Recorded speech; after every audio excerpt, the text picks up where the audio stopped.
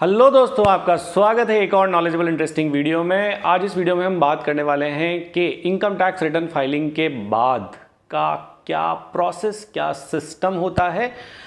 अगर आपका रिफंड नहीं आया है तो वो आप पता कर सकते हैं क्यों नहीं आया है। अगर अनफॉर्चुनेटली डिमांड आई है तो आप उसके रीजंस भी पता कर सकते हैं कि डिमांड क्यों आई है, और डिमांड आई है तो आपके पास क्या क्या रेमेडी अवेलेबल है, आपके पास क्या क्या ऑप्शंस अवेलेबल हैं in case the demand is raised bye the income tax department. हाँ जी, तो हम आज इस वीडियो में इसी टॉपिक के बारे में बात करने वाले हैं।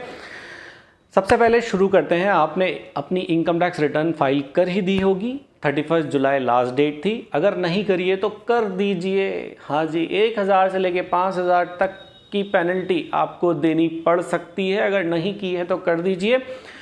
अगर आपने कर दी है तो जल्दी से जल्दी अपनी इनकम टैक्स रिटर्न को ई वेरीफाई करवा दीजिए, या फिर दूसरा ऑप्शन है आप सीपीसी बेंगलुरु जो है अपनी ITR V को स्पीड पोस्ट भी कर सकते हैं।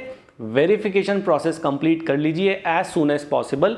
वेरिफिकेशन प्रोसेस कंप्लीट होने के बाद क्या होगा, वेरिफिकेशन प्रोसेस कंप्लीट होने के बाद डिपार्टमेंट आपको एक इंटीमेशन इशू करेगा, इंटीमेशन अंडर सेक्शन 143(1). हाँ जी, आपके ईमेल पे एक इंटीमेशन आएगी। आप ये इंटीमेशन इनकम टैक्स वेबसाइट पे अपना ई फाइलिंग अकाउंट लॉगिन करके भी डाउनलोड कर सकते हैं।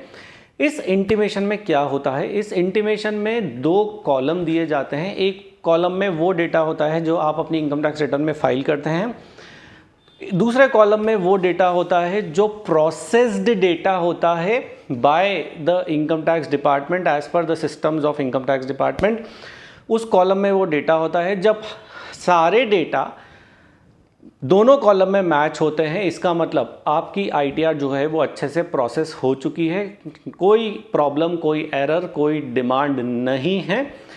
अगर कहीं ना कहीं प्रॉब्लम है, मतलब data as provided by the assessee, by the taxpayer in the return, और as per the data processed by the income tax department। हाँ जी, इन दोनों डेटा में अगर कुछ डिफरेंस है तो देयर इज़ अ पॉसिबिलिटी कि आपकी इनकम टैक्स रिटर्न की वजह से डिमांड क्रिएट हो जाए। आपको डिमांड कहाँ पे रिफ्लेक्ट होगी, income tax e filing account पे एक सेक्शन होता है, एक पार्ट होता है जो इस नाम से होता है file response to outstanding demand. वहाँ पे आप ये डिमांड देख सकते हैं, या फिर अपनी इंटीमेशन में भी आपको ये डिमांड जो है इजीली दिख जाती है। तो इंटीमेशन जो है डाउनलोड करके ज़रूर चेक करें कि आपके द्वारा दिया गया डेटा और डेटा डिपार्टमेंट के द्वारा प्रोसेस किया गया, इस डेटा में कोई डिफरेंस तो नहीं है। डिफरेंस क्यों आता है, डिफरेंस आता है TDS की वजह से, डिफरेंस आता है आपने चालान पे किया टैक्स का, उसकी डिटेल गलत डाल दी। तो ये कई सारे रीजंस हो सकते हैं जिनकी वजह से डिफरेंस आ सकता है। आपने कोई 26 एज की इनकम जो है वो अपनी ITR में नहीं डिक्लेयर की है, तो उसकी वजह से भी जो है आपकी इनकम ज़्यादा करके उस पर ज़्यादा टैक्स आता है, तो डिमांड क्रिएट हो जाती है। हाँ जी, तो अब क्या करें अगर डिमांड क्रिएट हो गई है, तो आपके पास यहाँ पे 3 ऑप्शन है। सबसे पहला ऑप्शन है रिवीजन ऑफ रिटर्न। हाँ जी, आप अपनी ITR को रिवाइज कर सकते हैं। अगर आपको ऐसा लगता है कि ITR भरते वक्त कुछ गलती हो गई है और प्रोसेसिंग में डिमांड क्रिएट हो गई है, तो आप अपनी ITR को रिवाइज कर दीजिए। ITR आप तभी रिवाइज कर सकते हैं जब आपने ओरिजिनल ITR को वेरीफाई करवा दिया है। नेक्स्ट ऑप्शन आपके पास अवेलेबल है रेक्टिफिकेशन अंडर सेक्शन 154। हाँ जी, आपको ऐसा लगता है कि कोई अपारेंट मिस्टेक हो गई है, तो आप 4 साल के पीरियड के दौरान जो है रेक्टिफिकेशन फाइल कर सकते हैं under section 154 of the income tax act 1961। तो ये जो रेक्टिफिकेशन होगा ये सिर्फ अपेरेंट मिस्टेक्स के लिए होगा। रेक्टिफिकेशन में एक बात का ध्यान रखिएगा कि आप इनकम को कम नहीं कर पाएंगे, कोई एडिशनल डिडक्शंस, बेनिफिट्स क्लेम आप रेक्टिफिकेशन में नहीं कर सकते हैं।